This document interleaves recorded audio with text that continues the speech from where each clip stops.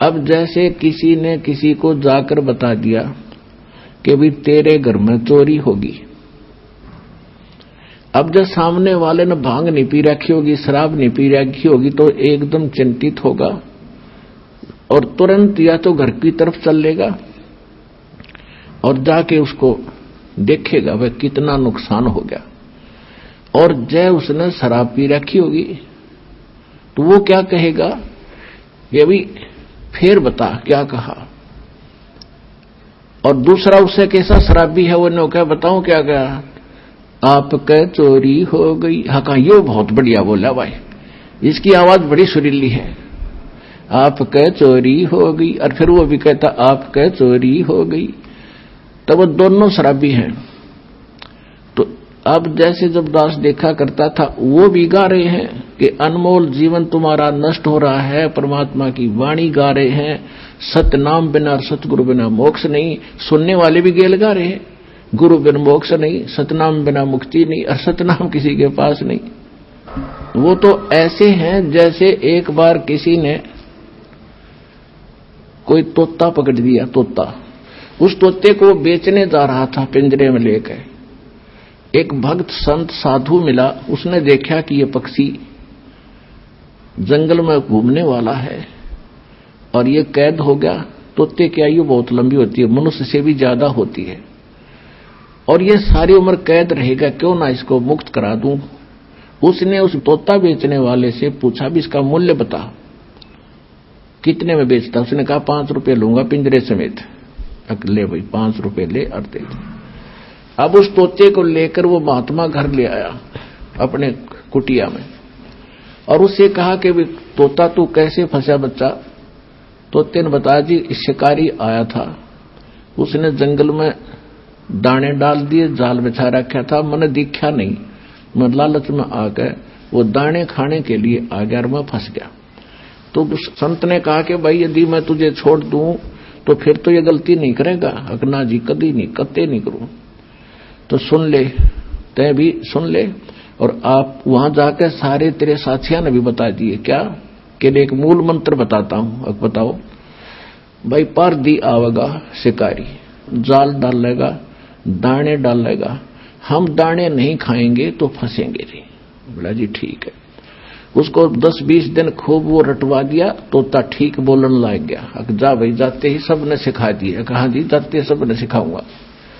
अब तोता छोड़ दिया और साथी रिश्तेदार इकट्ठे हुए भी कैसे बचा कि एक साधु संत ने दया कर दी भाई मेरे पे, और एक मुझे अजब फार्मूला दे दिया, आगे आपा फिर मार खावांगे नहीं।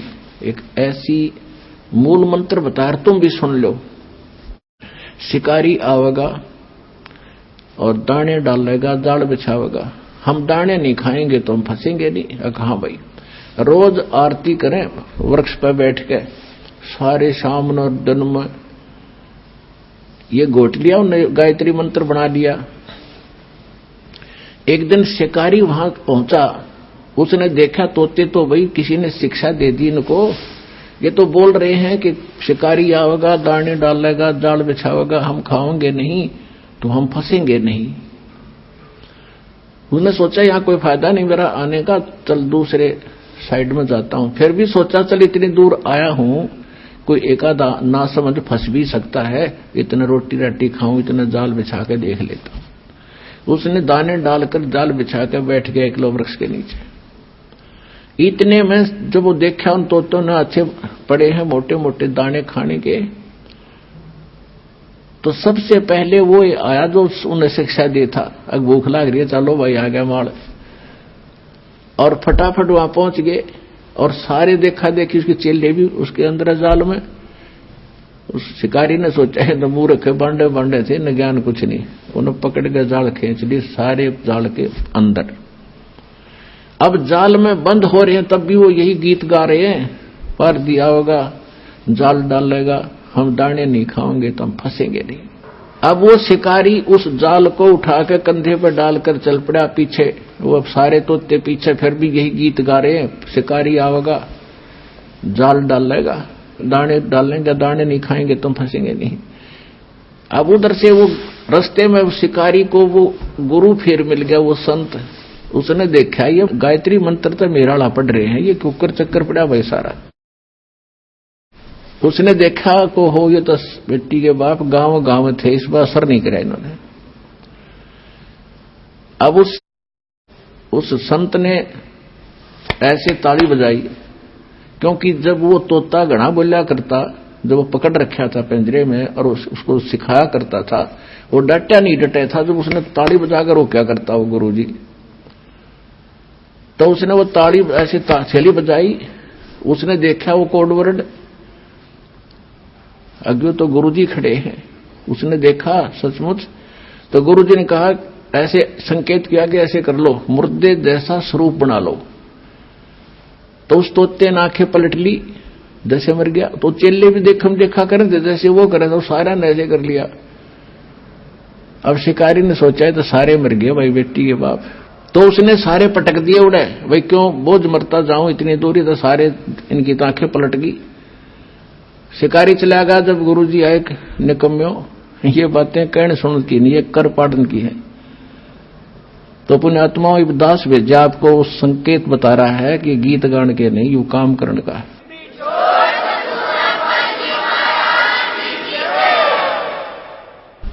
बैरागी सन्यासी से बड़े तन पर छार लगावे हैं, 500 नार 2500 लड़के ये धुंधु धार मचावे हैं, कंठी माला और मृगछाला सिर पर जटा रखा हुए हैं, और ढोलक ताल झालरी पीटो तो नारी री गावे हैं, तन के योगी मन के भोगी गुल्लर पेट पड़ावे हैं, गुज बीरज का मरम न जाना ये भद्र भेख बनावे हैं, करवा और कोपी न लिए जो बनखट गुफा बनावे हैं, खुद्दा कुत्ती घट में दूती फिर गृह द्वार आवे हैं।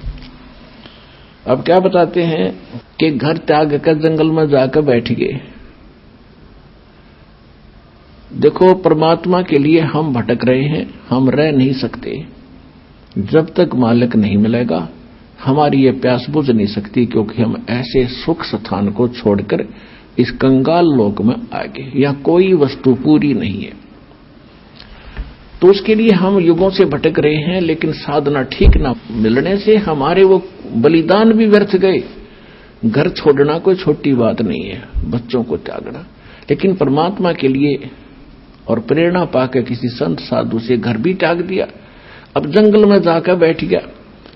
अब बैठ तो गया, लेकिन भूख लगेगी, 1 दिन रोक लेगा भूख ने, 2 दिन रोक लेगा, फिर कहाँ आना पड़ेगा, गृहस्थी के द्वार पर आना पड़ेगा, और रोटी उससे भिक्षा लेकर फिर जंगल में जाएगा, वहां खावेगा, फिर सर्दी लगेगी कुटिया बनावेगा वर्षा से बचने के लिए, क्योंकि वैसे भक्ति हो नहीं सकती, कभी ओले गिर जा और कभी धूप सतावे, कभी वर्षा में भीग जा, तो उसके लिए झोपड़ी भी डालनी पड़ी।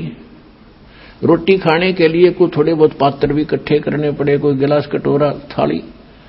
तो परमात्मा कहते हैं कि डेरे डंडे खुश रहो ये खुसरे लेने मोक्ष, दरु प्रहलाद पार हो गए फिर गृहस्थी में क्या दोष।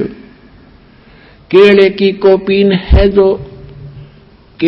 कोपीन है जो फूल पान फल खाही, नर का मुख नहीं देखते जो बस्ती निकट ना जाही, वो जंगल के रोज हैं जो मनुष्यों बिद के जाही, निस्तिन फरो उजाड़ मैनो परमात्मा पावे नाही। कहते वो तो जंगल के रोज है नील गाय, आदमियां देख को भाग जाओ जंगल में, अकम बस्ती के निकट नहीं जाते, फूल पत्ते खाकर गुजारा करते हैं, और तन पर केवल केले की कोपी यानी केले के पत्ते को गुप्तांग पर रखते हैं, इतने बैरागी हैं। परमात्मा कहते हैं भक्ति यदि सच्चा नाम सतनाम और सार नाम कंप्लीट कोर्स नहीं मिला तो कितना आडंबर कर ले, मोक्ष नहीं। और मोक्ष के लिए परमात्मा ने उदाहरण दिया कि स्वयं एक झोपड़ी बनाकर रहे, एक गृहस्थ आचार निर्वाह करके दिखाया कि परमात्मा ऐसे मिलेगा। अपना समय पर जो मालिक देता उसमें विश्वास करो, भक्ति करो, और अपने जहां सुविधाजनक है उसमें रहो एज इट इज। बाहर जाने के बाद आप देखते हो इनमें भांग पीण की बीमारी लग गए साधु संतों में। क्यों लगती है? क्योंकि घर त्याग कर चले गए भगवान के लिए प्रेरणा पा करके। अब जो गुरुजी हैं उनको मालूम है कि नया नया आया है, 5-10 महीने 2 महीने में इसको घर की याद सतावेगी, इसलिए उसको आदि कर देते हैं सुल्फा पैण की, भांग पैण का, कि यू यहां पड़ा रहेगा तेरे पास, ना तू भाग ना जा। और भांग पी के भक्ति हुआ करके दे, बकवादों के काम है ये। अनों साधु संत तेन में पिया करें, जहर पी लो ना साधु संत, अगर ये भांगे पीने काम चल रहे थे बकवास करें। अब परमात्मा से प्राप्त ज्ञान को कैसे बताते हैं? मैं तो दे दी है बाल में बैरे नू, मैं तो दे दिए बाल में बैरे नू, मैं तो दे दी है बाल में बैरे नू, मैं तो दे दिए बाल में बैरे नू। अब ये आत्मा रो रही है। गरीबदास साहिब जी इसको कैसे चित्रार्थ कर रहे हैं? ये आत्मा अब रो रही है कि इस मन के साथ मेरा संयोग जोड़ दिया, जो केवल उल्टे काम में प्रसन्न रहता है और सही काम में ये दिक्कत पैदा करता है। अब जैसे आप फिल्म देखते थे, पहले अब तक नहीं देखते हैं, फिल्म देखते थे तो 3-3 घंटे तक बैठे रहने आंख पाड़े, और पहले वीसीआर लॉक और 3-3 फिल्म 9-9 घंटे सारी रात देखे जाते। नो ऑब्जेक्शन, क्यों? मन तो बकवाद चाह है कि ये कर्म फोड़ ले किसी तरह अपना टाइम पास करके मनुष्य जीवन का और निकल जाए कि इसमें, तो फिर देखो इसने गधा कुत्ता बना के छोड़ देगा। तो यहां आत्मा कहती है कि ये और भक्ति करे, मन यू चाह है भक्ति करे तो नकली करे। आप देखते हो दास भी जाया करता, देखा करता था, जाता भी था कि जहां हम जाते थे, सालासर जाते थे या कहीं और देखा करते थे, तो भगत श्रद्धालु पेट पलनियां चलकर जाते थे। अब कावड़ लेने जाते हैं, पैरों में छाले गिर जाते हैं, कितने कठिन प्रयत्न करते परमात्मा के लिए। अब साधना ठीक ना होने से तू तो पाप इकट्ठे करे सारे। और अब इसको सत भक्ति जब मिलती है तो एक मंत्र की माला करण में इसका मन कट्टा है, मन का न सोचा फिर देखूंगा, और वो डले डोण में कती ना नो क्या फिर जाऊंगा। तो उल्टे काम इस पर कितने करवा लो, अच्छे काम में यो उल्टा चले। सत साधना जब इसको मिलती है तो आनाकानी करता है। अब पहले आपको जो ज्ञान प्राप्त था, कोई सोमवार का व्रत रखता था और उसको कोई कह दे कि शुक्रवार का बहुत बढ़िया व्रत, तो वो भी साथ कर लेता शुरू। और अब कोई ये कहे कि ये सब बकवाद छोड़ दो, देखो ये प्रमाण गीता वेद पुराणों में और परमात्मा के बताए ज्ञान में, और ये साधना कर रहे। नो, ये थोड़ा वाक रहे, तुरंत नाट जाएगा, दूसरी बात सुनता नहीं। तो क्या कहते हैं? मैं तो दे दी है बाल में बैरे नू, मैं तो दे दिए बाल में बैरे नू। आत्मा कह रही है कि मैं तो इस मन के साथ जोड़ दी, और मन काल है, काल का एजेंट है, और आत्मा परमात्मा का अंश है। संसारी दी गल्ला चिन्ह ये नहीं बुझे शब्द जो गहरे नू, संसारी दी गल्ला चिन्ह नहीं बुझे शब्द जो गहरे नू, ये मुर्दों से ती प्रीत लगावे ये भूल गए निज डेरे नू, मुर्दों से ती प्रीत लगावे न जाने सतगुरु मेरे नू, मुर्दों से ती प्रीत लगावे न जाने सतगुरु मेरे नू, मैं तो दे दी है बाल में बैरे नू, मैं तो दे दिए बाल में बैरे नू। श्वेत छतर सिर मुकुट बिराजे देखत ना उस चेहरे नू। गरीबदास जी कह रहे हैं मैं देख रहा हूं भगवान को, सिर पर मुकुट है, श्वेत छत्र है दाता के ऊपर। श्वेत छत्र सिर मुकुट विराजे, देखत ना उस चेहरे नु। ऊंची थड़ियां ये खेती बोवे, भूल गए निज डेरे नु। ऊंची थड़ियां खेती बोवे, ये भूल गए निज डेरे नु। मैं तो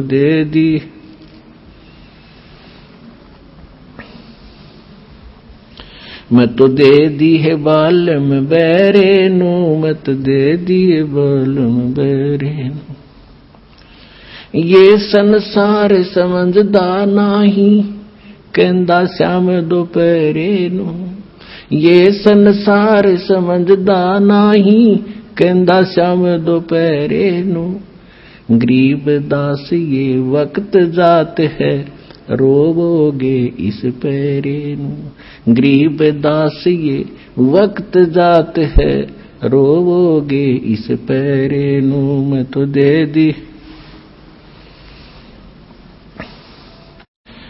दे दी है बाल्यम बैरे नु। मैं तो दे दी है बाल्यम बैरे नु।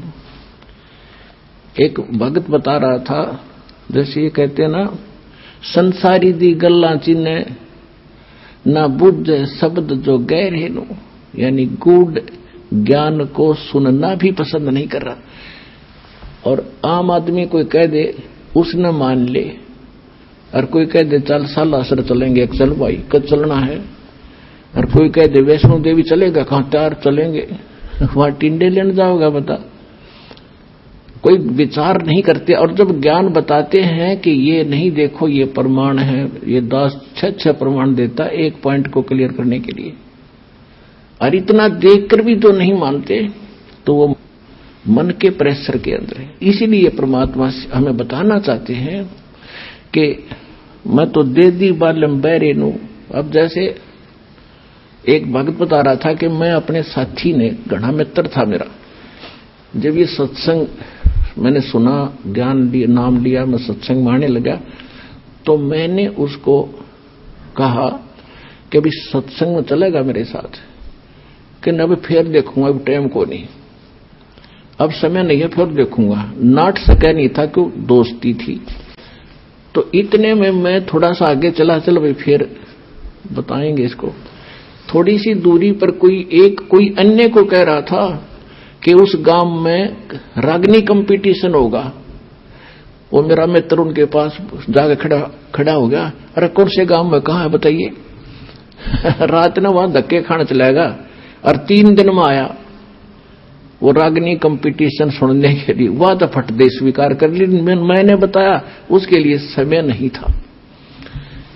एक भगत था, वो बता रहा था कि एक उपदेश ले लिया उसने, और उसने फिर अपने मित्र को समझाना, ये प्रत्येक की कर्तव्य बनता है कि मैं अपने मित्र को, अपने जो मेरी बात को सुन सकता उसको समझाऊं।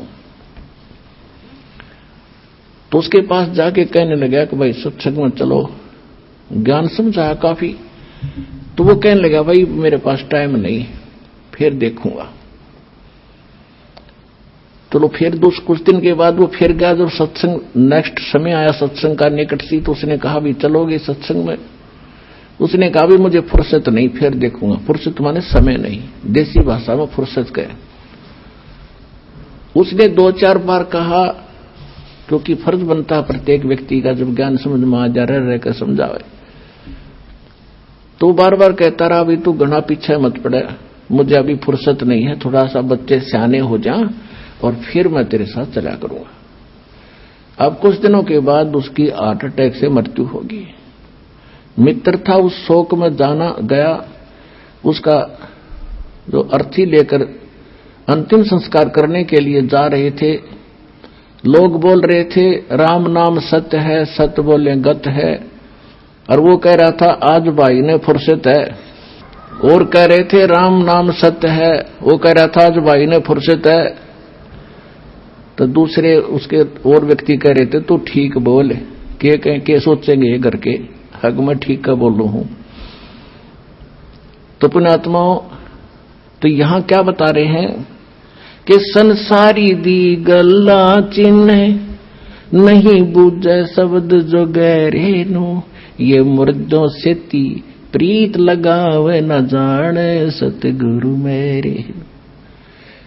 अब मुर्दों से ती प्रीत कैसे लगावे? कि बाबा था, गांव में रहता था, मर गया, उसकी समाधि बना दी, सारा गांव माथा टेके हुआ, वो खाक देगा। अब जैसे कोई वैद्य है, कोई डॉक्टर था और अच्छा जानकार वैद्य था, नाड़ी पकड़ के रोग बता देता था, दवाई जानता था, दे दिया, ठीक हो गया। और अब वो मर गया, मरने के बाद उसकी समाधि बना दी, मूर्ति भी बना लो उसकी, और फिर वहां उससे माथा टेकने जा और दवाई लेने जा, वो खाक दवाई देगा। ऐसा ही वैद्य खोजना पड़ेगा जैसा वो था। और वो वैद्य आज सतलोक आश्रम बरवाला जिला हिसार में है, इस पृथ्वी पर नहीं है।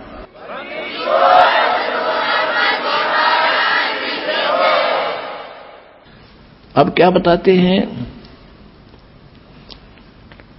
श्वेत छतर सिर मुकुट विराज, देखत ना उस चेहरे नु। श्वेत छतर सिर मुकुट विराज, देखत ना उस चेहरे नु। ये ऊंची थड़ियां खेती बोवे, भूल गए नज डेरे। पहले वर्षा के ऊपर निर्भर होता था सारा खेती किसानी। जब ये वाणी बोली थी परमात्मा के बच्चे गरीबदास जी ने, अब उस समय कह रहे थे कि जिसके पास डहर खेत हो, डहर होता है नीचे का, झील का खेत, ऊंचे स्थानों पर वर्षा हुआ जल भी वहां आ जाता है उस नीचे के स्थानों में। और डहर एक उपजाऊ जमीन होता है। थलियों पर तो मनमाने किले में ओवे 5 मन गेहूं बाजरा मुश्किल थे, जब वर्षा हो जाता है वो भी, और नीचे हो जा 50 मन किले में 60 मन। तो परमात्मा कह रहे हैं कि जिन साधनाओं को आप कर रहे हो और जिन देवताओं को, जिन भगवानों को आप इष्ट मान के पूज रहे हो, ऐसा कर रहे हो जैसे ऊंची थलियों पर खेती बोकर तुम धनी बनने की इंतजार कर रहे हो, कोशिश कर रहे हो। और ये जो हम साधना बताते हैं, हम जो कबीर भगवान बताते हैं, ये समझ लो डहर है आपका, डहर वो उपजाऊ जमीन है। 1 मन गेहूं डालोगे तो 70 मन देगा आपने।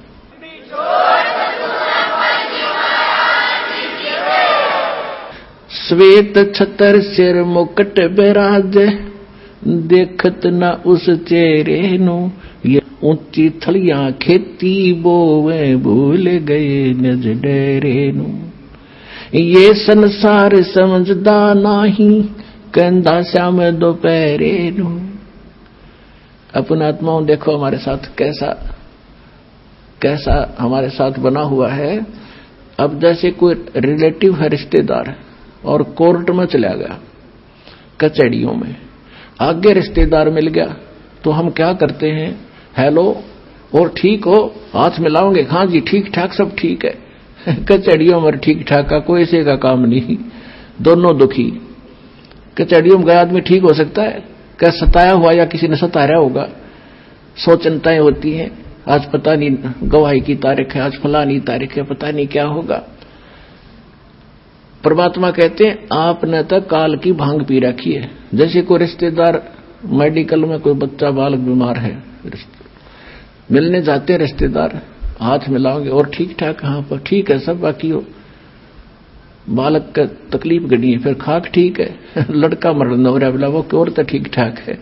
तो यहां परमात्मा कहते हैं तुम इस ठीक ठाक को समझ नहीं सके। ये ठीक क्या है यहां पर?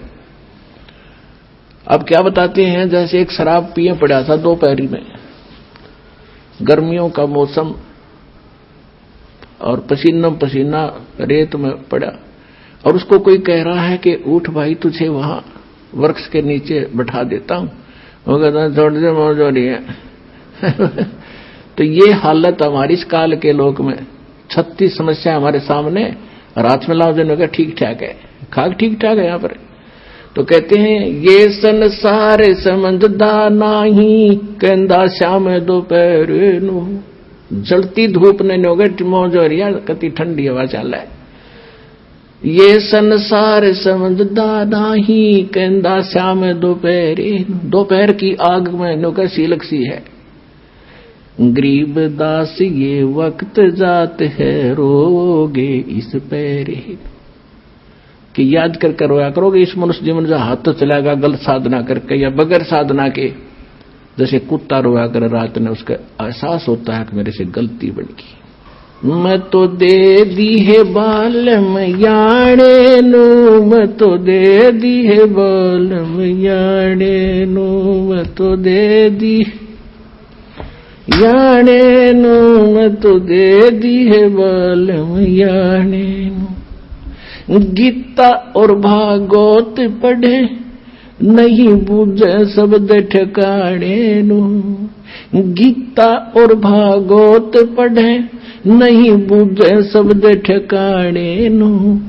मन मथुरा दिल द्वारका नगरी, क्या फिर बरसाने नु। मैं तो दे दी है बालम याणे नु। जब फुरमान धनी का आवे, को राखे घर जाने नु। जब फुरमान धनी का आवे, कौन राखे घर जाने नु। जा सतगुरु का शरणा लीजे, मेटे जम तल बाणे नु। मैं तो दे दी है बालम याणे नु, मैं तो दे दी है बालम याणे नु। उत्तर दक्षिण पूरब पश्चिम, फिरदा दाणे दाणे नु। उत्तर दक्षिण पूरब पश्चिम, फिरदा दाणे दाणे नु। सर्व कला सतगुरु साहेब की, हरि आणे नु। सर्व कला सतगुरु साहेब की, हरि आणे नु। मैं तो दे दी है बालम याणे नु, मैं तो दे दी है बालम याणे नु। जम किंकर का राज कठिन है, ना वो छोड़े राजा राणे नु। जम किंकर का राज कठिन है, नहीं छोड़े राजा राणे नु। या दुनिया दा जीवन झूठा, तुम भूल गए मर जाने नु। या दुनिया दा जीवन झूठा, भूल गए मर जाने नु। मैं तो दे दी याणे नु, मैं तो दे दी है बालम याणे नु।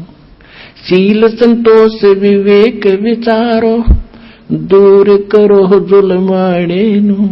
शील संतोष विवेक विचारो, दूर करो जुल्माणे नु। ज्ञान दराज ध्यान दी तुरिया, कोई जाने पान रसाणे नु। मैं तो दे दी है बालम याणे नु, मैं तो दे दी है बालम याणे नु। मैं तो दे दी। महल कपाट सतगुरु ने खोले, अमी महारस खाने नु। महल कपाट सतगुरु ने खोले, अमी महारस खाने नु। गरीब दास सुन भंवर उड़ावे, गगन मंडल रम जाने नु। मैं तो दे दी है बालम याणे नु, मैं तो दे दी है बालम याणे नु। अब क्या बता रहे हैं गरीबदास जी? गीता और भागवत पढ़े, ना बूझे शब्द ठिकाने नु। गीता पढ़ते हैं, भागवत की 7-7 दिन कथा सुनते हैं, उसमें क्या कथा है? शर्म आवा मन और बड़े रुचि से पढ़ा करते थे। ऐसी बेहुदी बातें उसमें लिखी हुई हैं। सभ्य समाज में पढ़ कर सुनाने में भी उसमें करैक्टरहीनता, चरित्रहीनता आती है। और उसने पढ़ ले, कहते गीता पढ़े, और गीता में ज्ञान क्या लिखा है कह का नहीं पता। गीता और भागवत पढ़े, नहीं बूझ शब्द ठिकाने नु। यानी ठीक जो सत्य ज्ञान है उस मंत्र को ये नहीं पूछ रहे हैं। अब क्या बताते हैं? जब फुरमान धनी का आवे, को रख घर जाने नु। और जा सतगुरु का शरणा ले लो, जो मेटे जम तल बाणे नु। मैं तो दे दी अब क्या बताते हैं कि जब तुम्हारा समय पूरा होगा मनुष्य जीवन, अब यम के दूत आपको लेने के लिए आएंगे। आप चाहे शिव के पुजारी हो, चाहे विष्णु के, चाहे माता दुर्गा और किसी के भी, चाहे ब्रह्म के और चाहे पर ब्रह्म के, आपको कोई नहीं रोक सकता। उस समय आपको जाना ही पड़ेगा।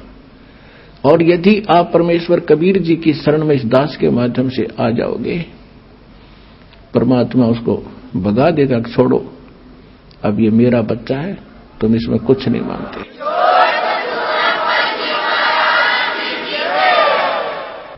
एक आपने बहुत से भक्तों के अनुभव सुने हैं। जब यम के दूत आते हैं, एक भक्त कह रहा था जी मैं स्वप्न सोच रहा था रात में मेरी मृत्यु होगी। दो मैंने दिखाई दिए काले काले से, वो कहने लगे आजा मेरे साथ और हमारे साथ चल। मैं उनके साथ चल पड़ा। वे क्या बात है, चलो कहां चलेंगे। बहुत ऊंचे ले गए मेरे को। मैंने पूछा भी कहां ले जा रहे हो? कि धर्मराज के पास ले जाएंगे तुझे। और फिर क्या करोगे? फिर जैसा उनका आदेश होगा वैसा करेंगे। नरक में डालना होगा नरक में डाल देंगे, और गधा कुत्ता बनाना होगा तो वहां बेच देंगे। तो उसने सोचा मैं मर गया क्या? कहने लगा हाँ मर लिया तो भी मैंने तो नाम ले रखा है। मैं तो कबीर साहब का शिष्य हूं। गुरुजी हमें बताते रहते हैं कि काल के दूत तुम ले जा नहीं सकते। तुम कैसे लाए मेरे को? मैं नहीं जाता। कहना मैं वहीं खड़ा हो गया और निकट जा लिए थे धर्मराज के दरबार के बाहर खड़े। ने बोला ना जाओ अंदर। उन गेला में गुट्टम गुट्टा झगड़ा होगा दोनों के साथ। तो उसने एक कहने लगा भाई पहले पूछता फाइनल कर ले कि हम इसके खाम का खस्से जावे, एक बार जा वेरीफाई करके आ दो। वो उसके मेरे पास एक रह गया, एक अंदर गया और उसने जाकर पूछा जी ऐसे ऐसे एक व्यक्ति को लाए हैं जैसा आपका आदेश हुआ था। और वो कहता मैं तो नाम ले रखा है। और कबीर भगवान से परमात्मा का कहते वो बैठा था दाढ़ी सी वाला बड़ा सा आदमी दिखा बिला मेरे को झांकी में गए। उसने उठा के देखी वही घनी उलट सुलट करके बोला रे कित लिया इसने, मन ने भी मरवाओगे तुम, छोड़ के आओ इसको तो वापस।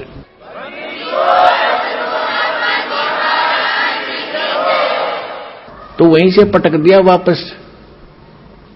इतना ऊंचा पटक दिया बेरहम होने जैसे। और मेरी घी बंदरी वापस आ एकदम उठा तो काफी देर तक मेरा शरीर शिथिल था, हिल टुल नहीं रहा था, पसीना शरीर मारा। तब यदि ये घटना ना घटती और मैं ठीक ठाक उठ ले जाता तो शायद मैं इसको केवल स्वप्न मानकर भूल जाता। अब उसके बाद मेरी और ज्यादा लगन बन गई भगवान में। तो यहां गरीबदास जी कहते हैं कि जब फुरमान धनी का आवे को रख घर जाने नो, जा सतगुरु का शरणा लीज जो मेट जम तलबाणे नु। जो जम का तलबाना यानी जो आदेश आता उसको कैंसिल कर दे, भाग जाओ, ये मेरा भक्त है, मेरी मर्जी से ये यहां से जाएगा। कहते ऐसे सतगुरु की शरणा लो। उस परमात्मा की कृपा से ये दास रामपाल दास के पास वो मंत्र वो शक्ति है भगवान की दी हुई।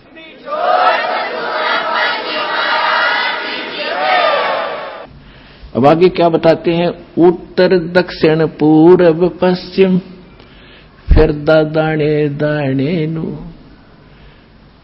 और सर्व कला सतगुरु साहेब की हरि आए हरि आने नु। एक भक्त कह रहा था जी अभी मुझे अब दास तो पता नहीं कितने भक्तों से मिलता है, उनकी प्रार्थना होती है। दास तो एक नौकर है, पीएन है उस परम पिता का, कबीर भगवान का। आपकी अर्जी आती है, दास का काम उसकी मेज पर रख देना है। किसकी सुनाई होती है किसकी ना होती है वो जाने। एक भक्त ने कहा जी मैं विदेश जाना चाहता हूं, अमेरिका का वीजा चाहता हूं और बन नहीं रहा, मैंने सारे प्रयत्न कर लिए। मैंने कहा बेटा विश्वास करेगा तो यहीं तरफ अमेरिका बना देंगे। तो उसका काम बनया नहीं, इसलिए या जैसा भी वो रह गया नहीं गया। अब 2 महीने पहले वो कह रहा था जी जो आपने वचन बोले थे आज मेरा यही अमेरिका बन गया, सारे सुख हो गए। और जो प्लाट था एक वो किसी ने दबा रखा था वो भी मिल गया, काफी कीमती था। तो यहां परमात्मा गरीबदास जी कह रहे हैं पूर्व पश्चिम उत्तर दक्षिण फिरदा दाणे दाणे नो, और सर्व कला सतगुरु साहिब की हरियाए हरियाणे नो। सारे सुख देगा तुम्हें, मोक्ष देगा।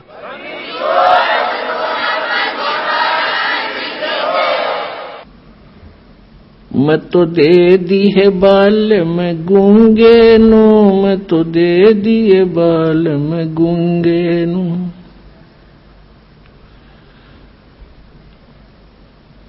जा बालम दी मैं बल बल जावा, जो दान लगावे ओंगे नु। छाड़ा मूल फूल क्या तोड़े, कहाँ चढ़ावे सूंगे नु।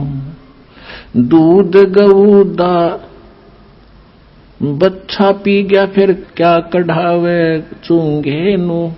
या तन देही विनस जात है, बहुर आनियों भूंगे नु। या तन देही हाथ न आवे, कहाँ करेगा रूंगे नु। नग नारायण भूल रहा है, कहा परखे मोती मूंगे नु। गरीब दास यों साखा सुख है, बीज न बोया ढूंगे नु। अब ये बिल्कुल हरियाणवी लैंग्वेज में ये शब्द है गरीबदास जी का कि मैं तो दे दी बालम गूंगे नु।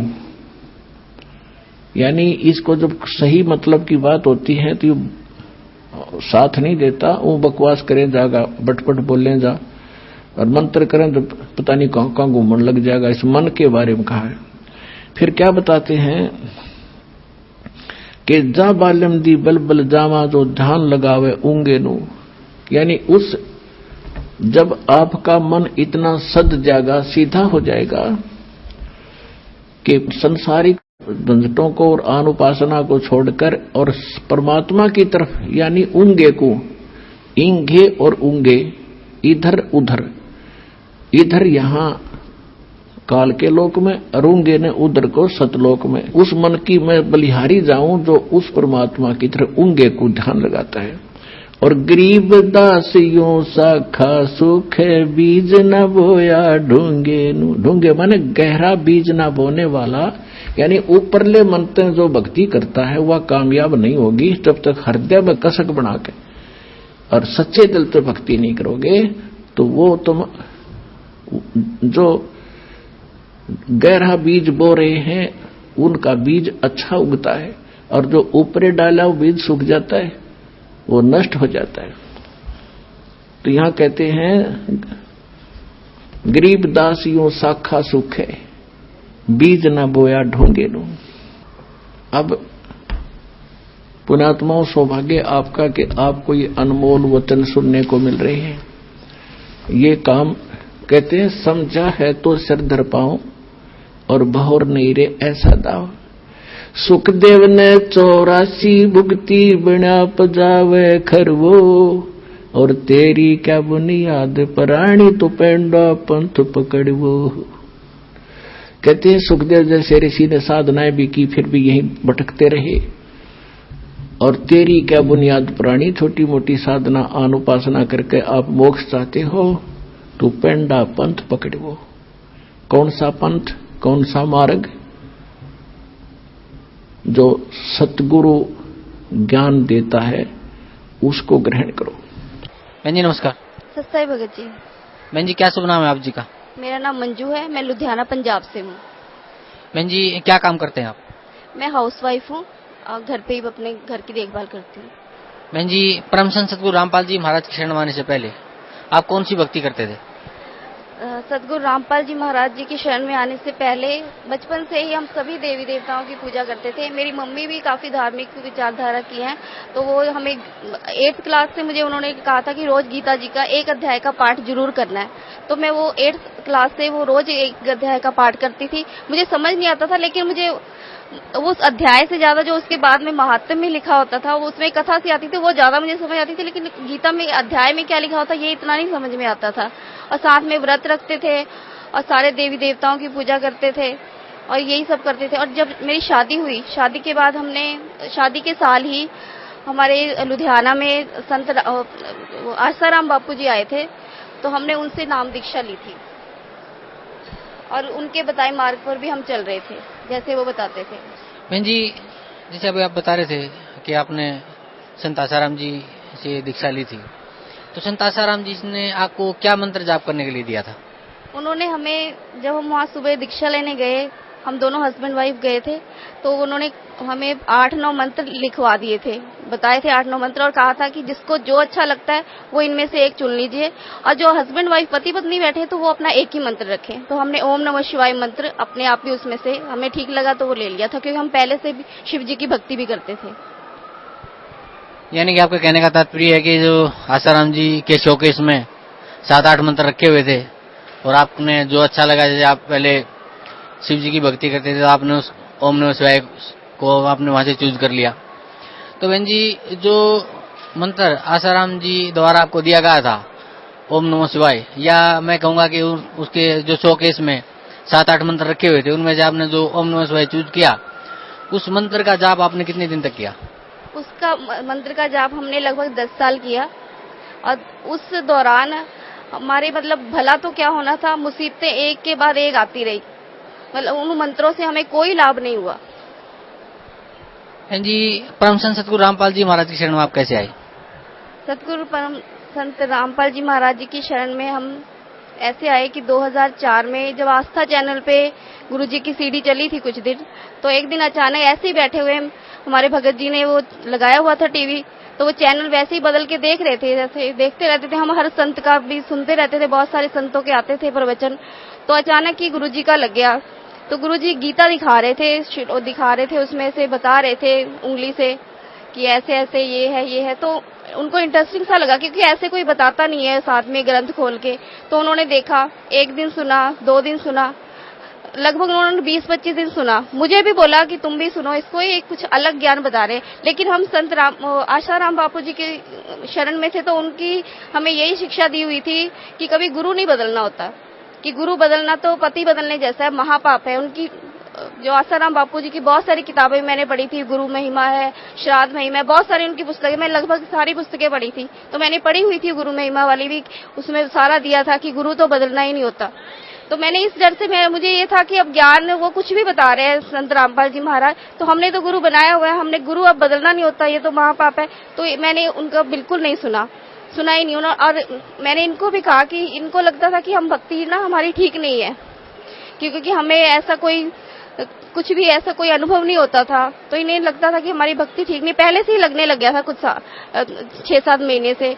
और ये उस बीच में राधा स्वामी वाले भी हमें मिले थे, और कबीर साहब की जो वाणी थी हमें बहुत पहले से ही आकर्षित करती थी, उनके दोहे बहुत आकर्षित करते थे। तो और राधा स्वामी वाले जो 1-2 भक्त इनको मिले थे, उन्होंने हमें वो वाली पुस्तक लाके दी थी जिसमें कबीर साहब जी का वो शब्द है, कर नैनो दीदार महल में प्यारा है। तो हमने वो पढ़ी, तो उसमें क्योंकि लास्ट में तो वो सारा उसका निवारण कर देते हैं परमात्मा की वो सारी झूठी बनाई हुई रचना, लेकिन उससे पहले जो सारा शब्द है उसमें बताया हुआ है कि ऐसे ऐसे ध्यान लगाते हैं तो ये नजर आता है, फिर ये नजर आता है। तो इनको लगता था कि हमें जो बताया गया है, जो हम करते हैं, जो आसाराम बापू जी ने बताया, तो हमें तो कोई ऐसा कुछ दिखा ही नहीं आज तक। तो इनका ध्यान वहां से हटने लगा था, और राधा स्वामी के हम जाने वाले थे, तो 1-2 इतवार हम जा नहीं पाए, किसी कारण से कोई और काम आ गया। तो इसी बीच में इन्होंने संत रामपाल जी महाराज जी का वो टीवी पे देख लिया, और वो ज्ञान ऐसा था कि इनको मतलब सुनते ही नहीं हो गया कि जो ये बता रहे बस यही सही है। और इन्होंने कहा कि मैंने वहां जाना है, फोन किया वहां करौंधा आश्रम में, तो वहां से उन्होंने बोला कि अभी गुरुजी आश्रम में नहीं है, अभी गुरुजी जगह जगह जाके कर रहे हैं, तो आप थोड़ा रुक के आइए। तो इन्होंने कहा कि आप ये बता दीजिए कि सबसे पहले गुरुजी कहाँ पे कर रहे हैं सत्संग, इस वक्त जल्दी कहाँ हो रहा है। तो उन्होंने बताया कि अभी करनाल में होगा सत्संग। तो इन्होंने कहा कि ठीक है, आप मुझे बता दीजिए कहाँ पे होगा। तो उन्होंने हमें लुधियाना में एक भगत है नरेश कौशिक जी, उनका नंबर दिया और कहा कि आप उनके पास जाइए, वो आपको सारा कुछ बताएंगे। हम उनके पास गए, उन्होंने हमें बताया सारा कुछ, और पुस्तक दी प्रभाषा प्रभु की और गहरी नजर गीता में, और सारा बताया उन्होंने। मैंने वो पुस्तक पढ़ी, इन्होंने भी पढ़ी, और साथ में उन्होंने बताया भी करनाल में उस जगह पे होना है। तो जब वो सत्संग था 15 जून को 2004 को हम वहाँ करनाल पहुँच गए। मैं, मेरे हस्बैंड और मेरे सास ससुर। बच्चों को हम लेके नहीं गए थे, छोटे थे, और हमें था कि शायद बच्चों को नहीं नाम देते होंगे, तो हम इन्हें नहीं लेके गए। और हम 15 जून 2004 को जाके हमने वहाँ पे जाते ही हमने पहले गुरुजी जैसे हम वहाँ गए, पहले तो हम वहाँ शाम को पहुँच गए एक दिन पहले, तो उस टाइम वहाँ पे कुछ भी नहीं था, पार्क खाली था जहाँ होना था। फिर हम सुबह दूसरे दिन आए, वहाँ पे हमारे कोई रिश्तेदार थे, उनके यहाँ रुक के सुबह आए, तो वहाँ पे लगा हुआ था, लेकिन संगत बहुत ही कम थी। और मुझे थोड़ा सा, क्योंकि मैंने ज्ञान सुना भी नहीं था और मैं इनके कहने पे आई थी, इन्होंने कहा था तू सत्संग सुन लेना, तुझे ठीक लगेगा नाम लेना, नहीं लगेगा तो कोई बात नहीं। तो मैं देखा कि संगत भी कोई ज्यादा नहीं है, क्योंकि जब आसाराम बापू लुधियाना में कभी कभार आ पाते थे तो इतनी लाखों की भीड़ ऐसे हो जाती थी कि वहाँ पैर रखने की जगह नहीं होती थी। तो मुझे थोड़ा सा लगा कि यहाँ पे संगत भी कोई नहीं है। तो जैसे हम वहाँ गए, गुरुजी सामने से आ रहे थे, उस टाइम तो खैर क्योंकि मैंने ज्ञान नहीं सुना था, ऐसा कोई भाव नहीं था, तो सामने से गुरुजी हंसते हुए आ रहे थे और आके वहाँ गुरुजी का आसन लगाया हुआ था, बैठ गए सोफे पे आके। और मेरे हस्बैंड ने तो जाते ही उन्होंने कर दिया दंडवत प्रणाम की, और मुझे पता भी नहीं था कि ऐसे प्रणाम करते हैं। और मैंने फिर वैसे ही जैसे गुरुद्वारे में मत्था टेकते मैंने भी टेका, और गुरुजी ने हमें पूछा कहाँ से आए हो, तो बताया कि लुधियाना से आए हैं। तो गुरुजी ने कहा देखो इतना बड़ा लुधियाना और ये 4 आत्माएं निकल के आई। उस टाइम मुझे कुछ ऐसा समझ में नहीं आया कि गुरुजी क्या कहना चाहते हैं। फिर गुरुजी ने पूछा कि बेटा सत्संग सुनने आए हो कि नाम लोगे, तो इन्होंने कहा कि गुरुजी दोनों काम करने हैं। तो गुरुजी कहते पहले नाम लो। तो गुरुजी ने हमें वहीं पे नाम दिया, और फिर नाम लेने के बाद हमने सत्संग सुना, और 5 दिन का वहाँ सत्संग था। 5 दिन के सत्संग में कम से कम मुझे इतना तो वहाँ पे ज्ञान हो गया था कि नहीं, ये जो बता रहे हैं ये बिल्कुल सही बता रहे हैं, क्योंकि सामने दिखा रहे थे, सारे प्रोजेक्टर पे दिखा रहे थे। तो इस तरह से हम संत रामपाल जी महाराज की शरण में आ गए। बहन जी, परम संत सतगुरु रामपाल जी महाराज की शरण में आने के बाद जो भक्ति सतगुरु रामपाल जी महाराज ने आपको दी है, उस भक्ति से आपको क्या लाभ मिला? देखिए, सबसे बड़ा लाभ तो पहले मैं ये यहाँ की जो सांसारिक लाभ हैं वो तो परमात्मा वैसे ही रूंगे में देते कहते हैं, और वो सच में वो तो हमें हर पल, मतलब कोई भी काम हमारा अड़ता नहीं है, ऐसे हो जाता है जैसे परमात्मा साथ ही रहते हैं। कैसे हो जाता है मुझे नहीं पता लगता, लेकिन सबसे बड़ा लाभ जो मैं मानती हूँ कि हमें वो सतमार्ग मिल गया, जिसपे चलकर अब हम आगे, अब कोई भ्रमणा नहीं रही कि जैसे पहले हम लगे हुए थे तो हम श्योर नहीं होते थे, कोई और कुछ बताता था कि नहीं वहाँ ऐसा होता है, वो संत ऐसे बताते हैं, तो जल्दी से डाइवर्ट भी हो जाते थे कि शायद वहाँ ज्यादा लाभ मिलता हो। लेकिन अब जो गुरुजी ने ज्ञान दिया है उसने हमें एक सही मार्ग दे दिया, और साथ में प्रूफ्स दिखाए हैं इतने सारे, उससे बिल्कुल क्लियर कर दिया कि यही मार्ग है, सच्चा भक्ति मार्ग यही है, और इसी मार्ग में चलकर हम सच में उस मोक्ष को प्राप्त कर सकते हैं जिसकी आज तक सभी लोग तलाश करते आए हैं, ऋषि मुनि तलाश करते आए हैं, और हमें वो सत भक्ति मार्ग मिल गया। सबसे बड़ा लाभ ये है। और साथ में जो ये सांसारिक लाभ है, परमात्मा कहते हैं कि मैं अपने भक्त की उम्र भी बढ़ा देता हूँ, अगर उसकी सांसें भी खत्म हो गई तो भी मैं उसको 100 वर्ष की उम्र देता हूँ। और ये मेरे सामने हुआ है। मेरी बेटी का एक्सीडेंट हुआ था पिछले साल 6 नवंबर को, और ये इसका एक्टिवा पे जा रही थी, सुबह सुबह थोड़ा थोड़ा अंधेरा था, तो इसको नजर नहीं आया, टाटा है इसके साथ इसकी सीधी टक्कर हो गई, क्योंकि उसकी हेडलाइट्स ऑफ थी और ऑपोजिट साइड से वो आ रहा था, सामने टक्कर हुई है, और ये वहाँ पे गिर पड़ी। जो वहाँ पे सैर कर रहे थे सुबह लोग, उन्होंने इसको वहाँ सामने हॉस्पिटल में पहुंचाया और हमें फोन किया। उसके बाद हम इसको लुधियाना में डीएमसी हॉस्पिटल ले गए, वहाँ पे इसकी 7-8 घंटे तक सर्जरी चली। और डॉक्टर से मैंने पूछा था, जब इसके पूरा ब्लड निकल ही रहा था उस टाइम, कि डॉक्टर मतलब क्या, वो कहते अभी हम कुछ नहीं कह सकते, डॉक्टर से बताएंगे, अभी ऑपरेट करना पड़ेगा। तो उसके बाद शाम को 4 बजे जब ये होश में आई, और बिल्कुल ये ठीक थी, और होश में भी बहुत जल्दी आ गई, जब तक डॉक्टर्स ने कहा था कि ये होश में आने पे भी शायद कुछ परेशान करेगी, मतलब एकदम से वायलेंट हो सकती है। इसने कुछ नहीं किया, ये आराम से बिल्कुल उठते इसने सबको पहचाना और बिल्कुल ठीक थी, जबकि डॉक्टर्स ने कहा था इसका ब्रेन भी बाहर आ गया था, और इसका कोई मेमोरी लॉस नहीं हुआ, पढ़ाई में बिल्कुल तेज है। इसके बाद इसने +2 के पेपर दिए, इसका हाथ भी टूट गया था, उसी हाथ से इसने पेपर दिए हैं सारे अपने, और अपना आगे सीए के लिए सीपीटी का टेस्ट भी इसने दिया, वो भी इसने क्लियर कर लिया, बिल्कुल ठीक है। और परमात्मा के पास सब जब इसको लेके आए, तब 10-15 दिन के बाद हम इसको लेके आए थे यहाँ पे, तो परमात्मा ने इसको बताया कि बेटा तेरी उम्र जो थी, आयु उतनी ही थी, तेरी सांसें खत्म हो गई थी, और ये आगे अब परमात्मा ने आपकी उम्र बढ़ाई है। तो मालिक ने जो कहा वो हमारे सामने बिल्कुल, मालिक जो कहते हैं वही करते हैं। और एक जैसे मतलब जब हमने नाम लिया था तो गुरुजी ने जो ज्ञान दे दिया था, उस ज्ञान पे तो कोई शक की खैर गुंजाइश थी नहीं, क्योंकि वो तो सामने दिखा दिया।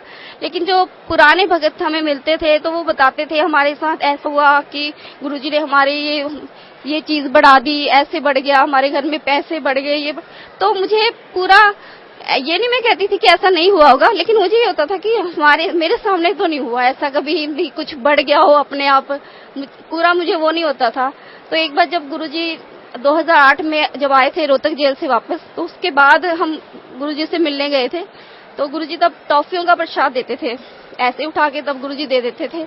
तो टॉफियों का प्रसाद गुरुजी ने दिया, तो प्रसाद ले लिया मैंने, वो बस उसके बाद हम घर चले गए। तो मुझे याद नहीं आया कि प्रसाद लिया है। दूसरे दिन मुझे याद आया, उसमें से ये बच्चों ने क्या करा कि सारी टॉफियां निकाली, और 5 घर में बड़े 5 जने थे और 5 ही रखी, बस कहते हमने 5 टॉफियां आपकी रख दी प्रसाद की, बाकी हमने खा ली। मैंने कहा ठीक है। और दूसरे दिन मुझे याद आया कि मैंने प्रसाद दिया था गुरुजी ने, हमने लिया भी नहीं।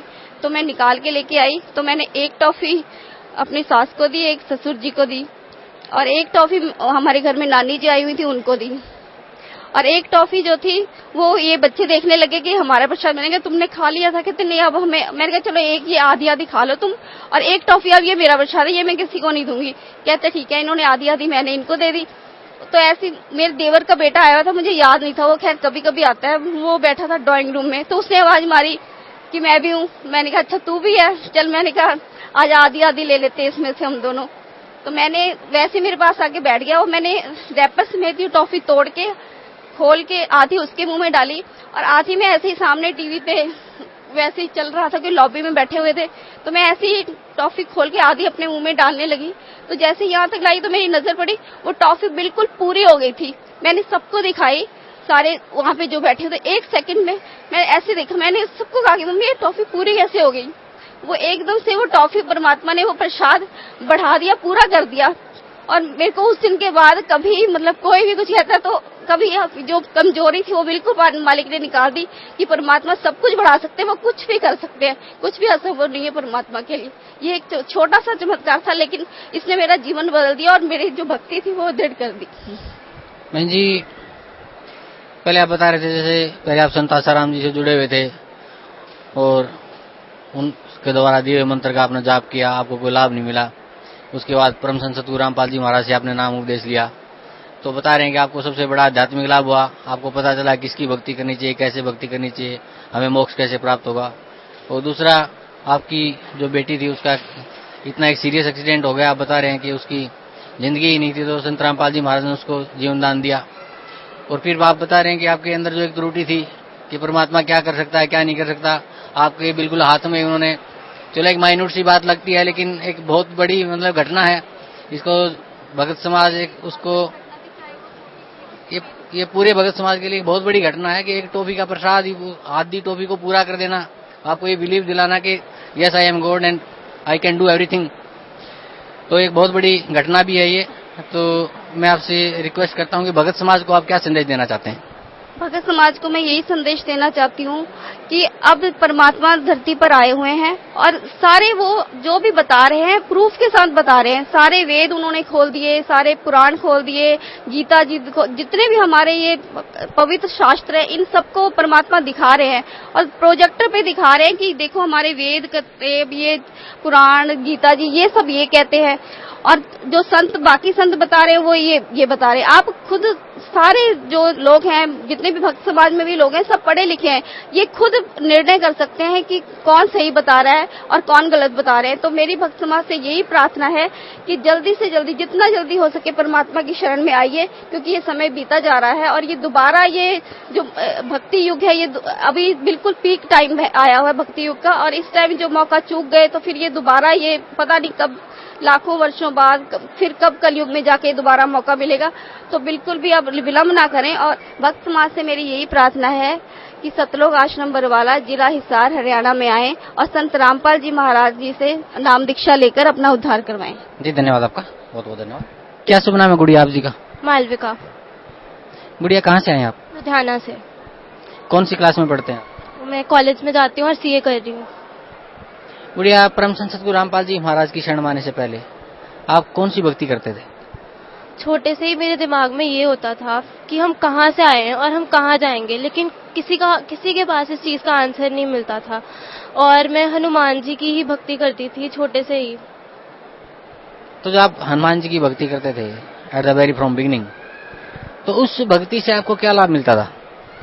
जी देखिए, जब हम छोटी उम्र के थे तभी हम संत रामपाल जी महाराज जी के पास आ गए। तो जब हनुमान जी की भक्ति करती थी तब बहुत ही छोटी होती थी, तो लाभ हानि का कुछ पता नहीं चलता था। पर जैसे ही संत रामपाल जी महाराज जी के पास आए तब पता चला कि असली लाभ होता क्या है। फिर आप परम संत सतगुरु रामपाल जी महाराज की शरण में कैसे आए? जैसे कि मम्मा ने बताया था, पापा ने टीवी पर देखा, गुरुजी का सत्संग आस्था पे आ रहा था 2004 में। तो उसके बाद पापा को बहुत अच्छा लगा, तो मम्मा पापा सबने नाम लिया, उसके बाद हमने भी नाम ले लिया। गुड़िया, परम संत सतगुरु रामपाल जी महाराज से नाम उपदेश लेने के बाद आपको क्या लाभ मिला? जी, लाभ बहुत ज्यादा मिले हैं। सबसे बड़ा तो आध्यात्मिक लाभ मिला कि हमें वो रास्ता मिल गया जिसे हम छोटे से ढूंढ रहे थे, वो हमें मिल गया। और फिर उसके बाद मेरा बहुत ज्यादा मेजर एक्सीडेंट हुआ पिछले साल नवंबर में, और मेरा ब्रेन बाहर आ चुका था। और उस टाइम मेरी 8 आवर्स की सर्जरी चली और 3 डॉक्टर्स की टीम ने ऑपरेट किया, और कुछ पता नहीं था कि मैं बचूंगी कि नहीं। और अब जब मेरी अपॉइंटमेंट होती है, डॉक्टर्स ने मुझे बताया कि मेरा ब्रेन तक बाहर था और बिल्कुल भी श्योरिटी नहीं थी कि मैं बचूंगी कि नहीं। और वो सब खुद कहते हैं कि तुझे तेरे गुरुजी ने ही बचाया है। तो गुरुजी ने मुझे जीवन दान दिया है। और जैसे ही मैं आश्रम आई एक्सीडेंट के बाद, तो गुरुजी ने मुझे बोला कि बेटी, तेरा जीवन और आगे नहीं था, ये तुझे परमात्मा ने भक्ति के लिए दिया है। तो ये सबसे बड़ा लाभ हुआ मुझे मेरी जिंदगी में। So there have been many benefits which I have received by taking Namdan from Jagat Guru Rampal ji. बढ़िया, what message would you like to pass for Bhakt Society? See, the message I would like to give everyone is that, like everybody says, God is one. So I would like to tell you that one is just right here in Satlok Ashram Barwala, waiting for his children to come to him and go back to the place from where we've come from, that is Satlok. तो जितनी जल्दी हो सके अपना समय को ना गवाते हुए जल्दी से यहाँ पर आए और संत रामपाल जी महाराज जी से उपदेश लें, जो कि स्वयं कबीर परमेश्वर आए हुए हैं, और अपने जीवन को सफल बनाएं। Thank you so much.